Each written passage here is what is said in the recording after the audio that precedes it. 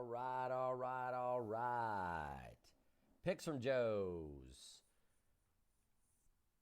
I don't know why I'm that excited, honestly, but I am. Maybe because I've had a couple of cocktails. So this could be pretty interesting. Sorry, Micah, if I go off the rails and this isn't NSFW for SB Nation and Vox Media. Hope everybody's having a good one. This is what, week 10 of this nonsense?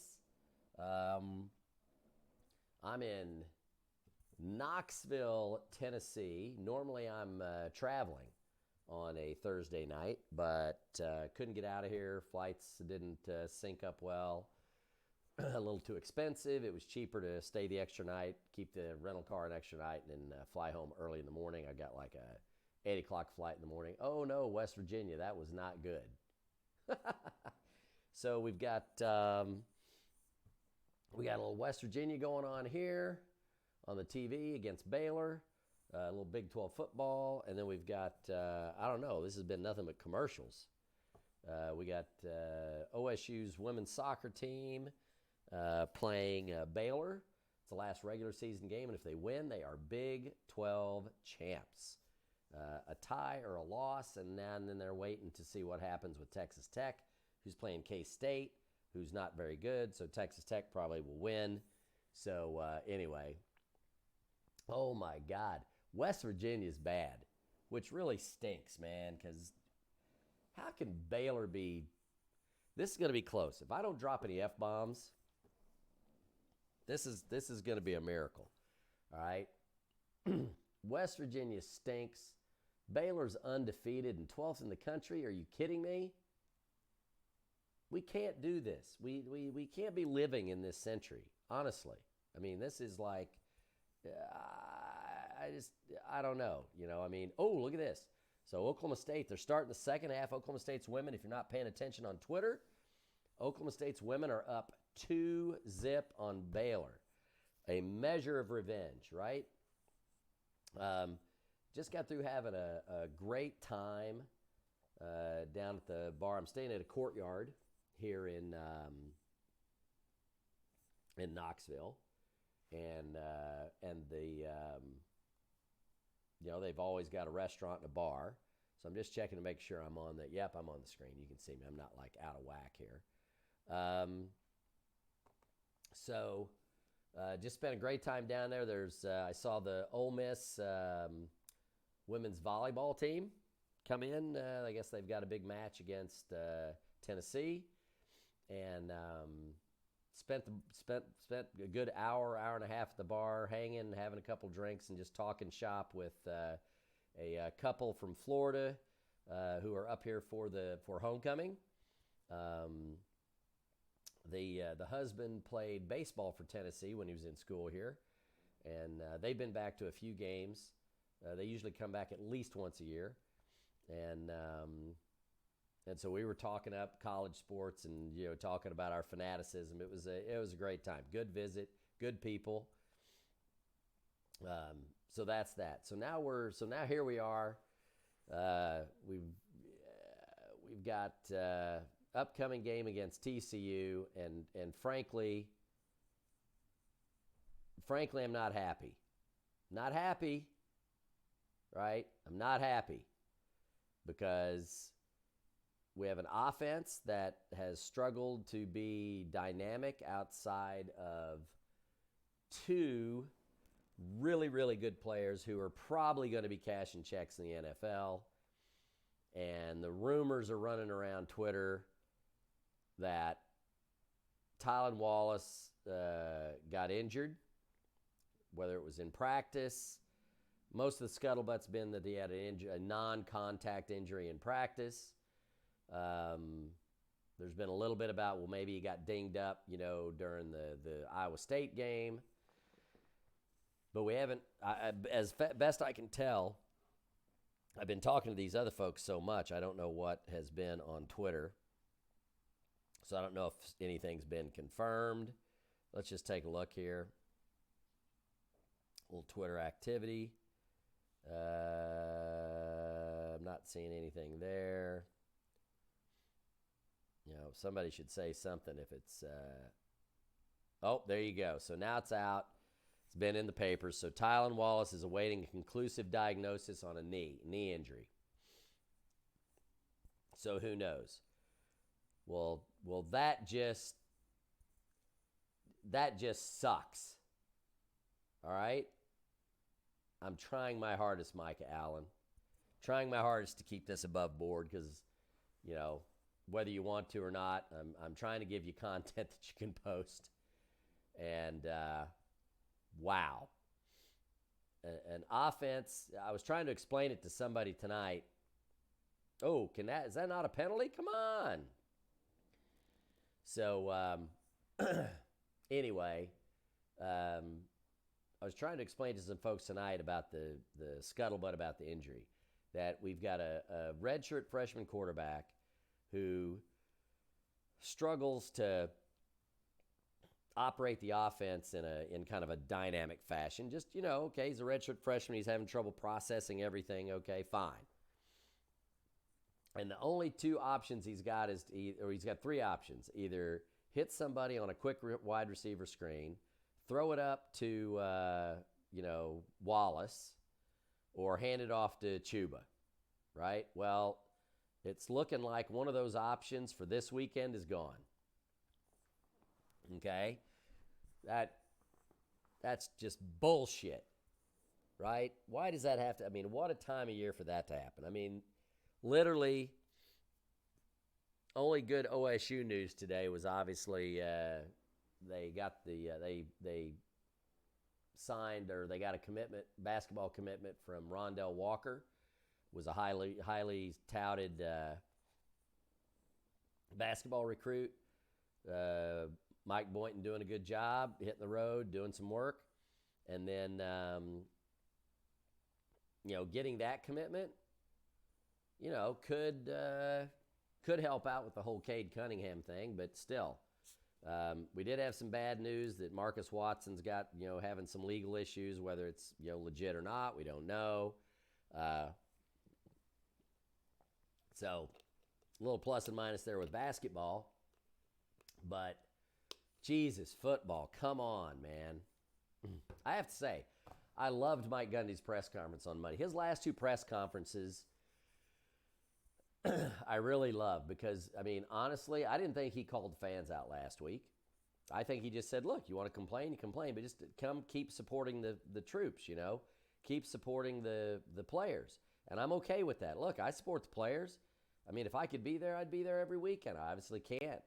But there's plenty of people that come out and come to the tailgates all the time, and they support the players. So it seems like maybe he's turned a little bit of a corner, right? Where, hey, look, fans, you want to bust my balls? Bust my balls. I'm okay with it. I get it. But, keep supporting the team, right? I can live with that. I love when he tells, I love when he tells stories about his kids. Literally, one of my favorite things is when he talks about how one of his kids busts his chops about the play calling, or, what they're doing. I think that's fantastic. The stuff about the dog, Kenzie, hiding under the desk most of the time, but she chose to come this time to the press conference. I mean, look, I think at the end of the day, maybe we're in a little bit of a transition with Mike Gundy, right? Maybe he's transitioning a little bit, hopefully a little bit out of the control aspect, I don't know, and relaxing more into, look, I'm just going to judge and read the coaches and get help get the players in here, try to hire the right people. Maybe that's where he's headed. I don't know. But last two press conferences I've really enjoyed. It was really good. So let's talk about what's going on in the Big 12 right now, right? So one of the lighter weekends of the year in the Big 12, right? So you got 6 teams. So who's off? Texas is off. Iowa State is off. OU is off. Texas Tech. So what do we have? Iowa State, Texas, OU, and Texas Tech. Those are the 4 teams that are off this week. So you got West Virginia at Baylor, which I've got up on the TV here. Baylor's up 7-0. They're down pretty close. They're just outside the 10-yard line. There's 3.5 minutes or so left in the, there you go. 3.5 minutes or so left in the first half. And, yeah, it looks like Baylor's going to go up 14-zip here unless something weird happens. West Virginia is just terrible. They're just not good. We've got, as I mentioned before, we got ESPN Plus sitting here. Cowgirls hosting Baylor. They're up 2-zip with about 36.5 minutes left in the second half. And again, if they win, they are Big 12 champs, right? So football-wise, West Virginia at Baylor, you know what that gig is. And, flags everywhere. Flags. Baylor's up 7-zip. They're down inside the 5. Looks like either flag, so Baylor's going to move back 5 yards. So Baylor's trying to go up 14-zip. They're down close. West Virginia has not threatened at all. Tomorrow, you've got 2 games. They're both 3:30 games. Okay, so there's no 11 o'clock start. It means OU is not playing, and there's not a night game, which means Texas is not playing. Right. And SMU, they're just showing remaining undefeated teams. Baylor, God, makes me so effing sick. So the OSU game, obviously, we'll talk about last. We got Kansas State, number 22 Kansas State at Kansas, and I'm telling you, this should be entertainment. This is on FS1. That game that Texas Tech lost, you just got to be kidding me, right? So Kansas now, they've won a game. They took Texas to the brink, right? Kansas State's coming off the big win over OU. How brilliant was that?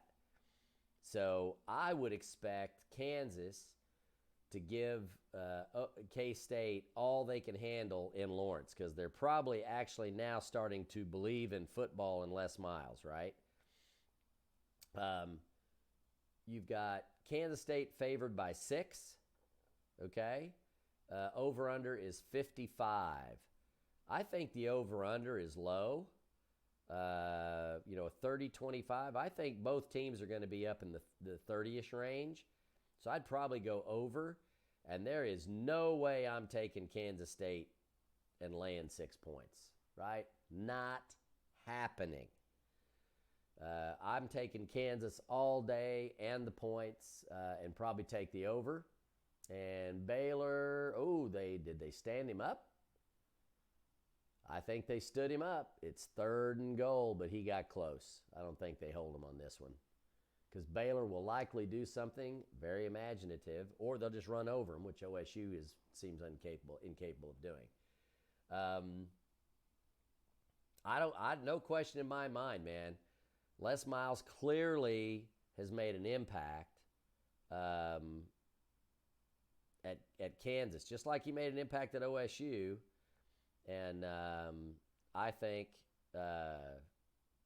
Kansas wins the game. I think Kansas wins.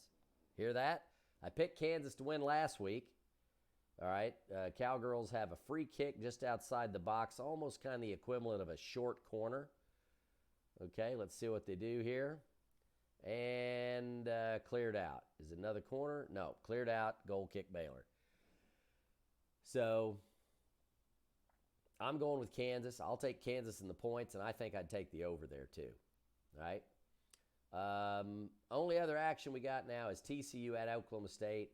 And I tell you what, I've got absolutely. Now, look, Oklahoma State won last week, and I said there wasn't any way they were going to win, right? I did a bet with Vegas Cyclown, and I haven't, I have to go online, and I have to buy the bottle of scotch and get it sent to him. I haven't done that yet. That's terrible. Not a Welcher. I'm not a Welcher. All right. So I took Iowa State and laid the points, and look, I don't think they would have won by 10, but who knows that OSU is going to intercept the ball 3 times in the fourth quarter and a pick 6, in that. So anyway, I think TCU. I don't see how OSU's offense, especially if Tylan Wallace is out. I do not see how OSU's offense operates against TCU's defense. Don't see it. Don't see it. Don't see it. Don't see it. You understand? I'm telling you, don't see it. All right. Oklahoma State's favored by 2.5. I would take TCU all day. Over-under's 58. 58, 30-28. OSU's defense is definitely better than Texas' defense. I'd probably go with the under here. It probably will be a lower scoring game. I mean, again, I'm halftime I'm wrong. I thought OU would run K-State out of the building last week, and look what happened. So I would be inclined to go the under and take TCU. I really don't have faith that that their offense, Oklahoma State's offense, if Wallace is out, which that's kind of where we're headed with the rumors and everything that's going on, then I mean, if he's waiting on a diagnosis on his knee, then he must be out. And here we go, Baylor with a 3rd and goal, and they pile drive him forward. That's touchdown. Quarterback sneak, and they just pushed him in. So,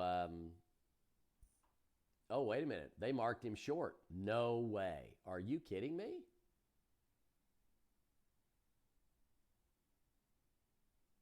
Well, let me tell you something. He was in,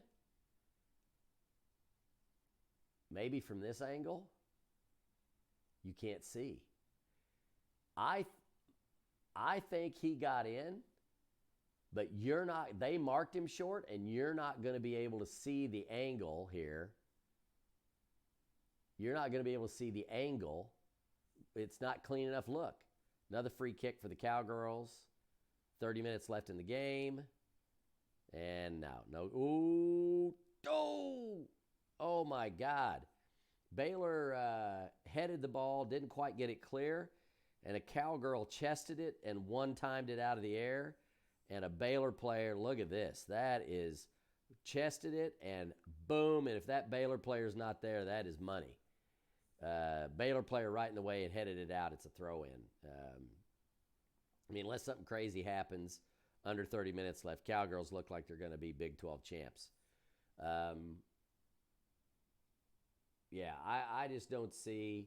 I mean, so just think about it. If you're TCU and you play a 4-man front and roll a safety over the top of Wallace, right? Now, if Wallace doesn't play, you can roll that safety down for run support and really force Oklahoma State to throw the ball. And, I mean, I'm sorry, but Spencer Sanders is just, unless they come up with some just crazy scheme, Spencer Sanders is not capable of going through his progressions and hitting stuff. I mean, how much of a shock were we in when he hit Jelani Woods on a seam, right? I thought OSU Twitter was going to melt down. Baylor went for it on 4th and goal and didn't make it. Look at that. How about that? Baylor's offense showed the same lack of imagination that Oklahoma State's offense showed, right? They literally ran the ball straight ahead 3 times. Do something, guys. West Virginia's got everybody and their brother up in the kitchen, and y'all all you had to do, you've got enough speed, just a little quick flip, that guy's going to outrun somebody to the end zone. That's just stupid. I don't understand why offensive coaches don't come up with something around the goal line where you have the option, if you make the read, you have the option for a quick flip, and the dude's just going to outrun you to the end zone. Now, West Virginia's coming out of their own end zone, and who knows, man, this is dangerous crap because their offense is terrible. Terrible, okay? TCU, this Max Duggan kid, All we're seeing now is how OSU coaches have always liked him. Texas defense made him look like frickin' Joe Theismann. Thanks a lot. I think OSU's defense will fare a lot better. At least they should, unless Iowa State game was an aberration, Jim Knowles. I'm just not, I don't know. I'm just not feeling it. Not feeling it. Texas Tech beating K-State 4-1, right? So Oklahoma State's got to win this game to be Big 12 champs. I mean, they're dominating play right now. They're trying to punch in the third goal, which would pretty much seal it, okay? And they got a corner kick coming up. Here comes the corner. So I don't know. It's listen, I mean, everybody wants to complain about the recruiting. I don't necessarily think the recruiting's awful. I think, the timing has been bad on the quarterback situation, right? I definitely think you could second guess OSU with you could definitely second guess OSU, with not throwing Drew Brown in there, but who knows how long he's been injured. And a little scrum, loose ball, another. Oh man, loose ball came out. Cowgirls were able to cross it back in and just couldn't get the loose ball into the net. And now they overkicked and nobody was there and it's out for a goal kick. Wow, this looked like one of my son's soccer games where the ball's just loose and coach is screaming, kick it out. And that just was dangerously loose in there. That was something else. Let's flip over here. Let's see. Who knows? I'll probably get in trouble because let's see if we can share that screen. I don't know if it'll let me change. Will it let me change this while I'm doing this? Maybe it will. There we go. It let me change it while we were doing this. So let's minimize that, right? So there's some cowgirl soccer. You can see that. I'll probably get in trouble on YouTube for showing this. But what the hell?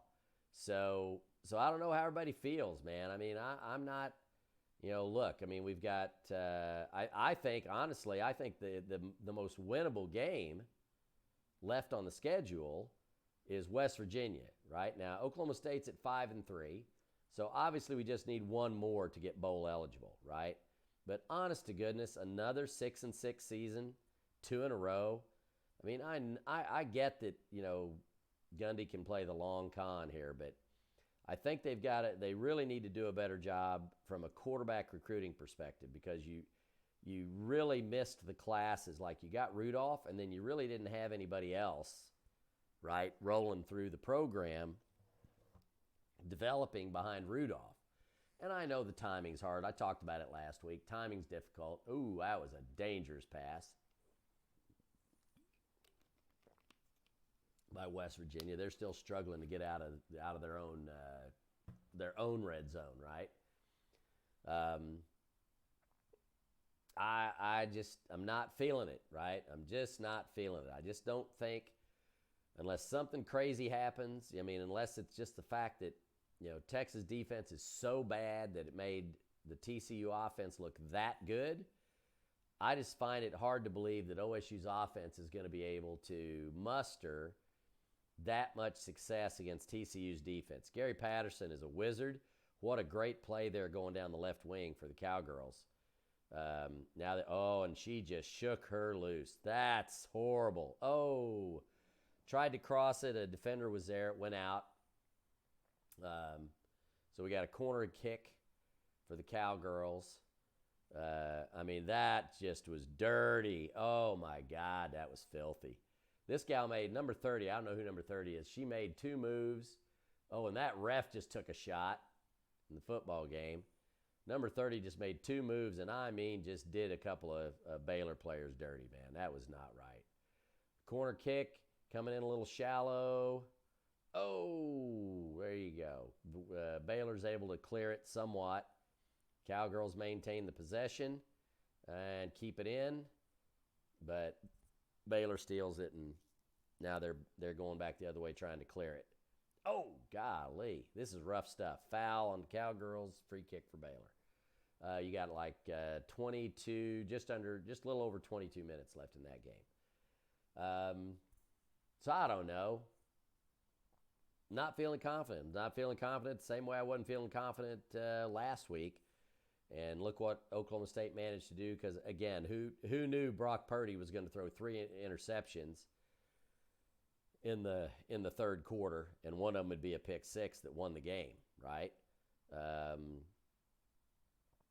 Chuba, I mean, you really are going to have you're really going to have Sanders take a leap of some kind, or have some kind of have some kind of a game plan that gives him some quick first reads. If Spencer Sanders is dropping back into the pocket, if he's standing in the pocket trying to beat TCU, we are in deep shit, right? Deep shit. He can't go through his progressions. He's not going to be able to do it. He's not there. Cross into the box for the Cowgirls, and it's shanked out of bounds by a Baylor defender, so we got another corner kick. I wish I could do soccer play-by-play, man. I could do that. Anyway, they're just getting to the 20-minute mark. Cowgirls do a quick, Cowgirls with a short corner to a player who then puts it on goal. Baylor, though, with a bit of a breakaway here. But Cowgirls are back. They got numbers, so unless something crazy happens here. Yeah. Baylor player crossed the ball into the box pretty weakly. Cowgirls clear it easily. No real major threat there. West Virginia's managing to hang on to the ball. Baylor's playing a little dirty. Went after the quarterback as he started to slide. And that's a flag. There you go. That's right, dude. That's a flag. Now they're actually looking at targeting probably on the field. But you only got 53 seconds left. West Virginia's probably just trying to hold on to the ball and only be down 7 at half. So, honest to goodness, I picked TCU. I think it'll be a tight game. I don't think there's any question. I don't think either offense is good enough to get away from the other one. I mean, if it does get away from them, then it's going to be it'll be because of like crazy shit, right? Like turnovers, pick sixes, fumble return for a touchdown type shit. Which obviously we've seen that from Spencer, right? So we're just waiting to kind of hear the final news on Tylan Wallace, see what the verdict is there. Who the heck knows? Anyway, if you guys are traveling, have a safe time. Hope you have a great experience. It's always fun to go to the games. Hopefully OSU treats you well and they treat you to a win. Otherwise, have a great weekend, folks, and we'll talk to you after whatever we get on Saturday. Go Pokes.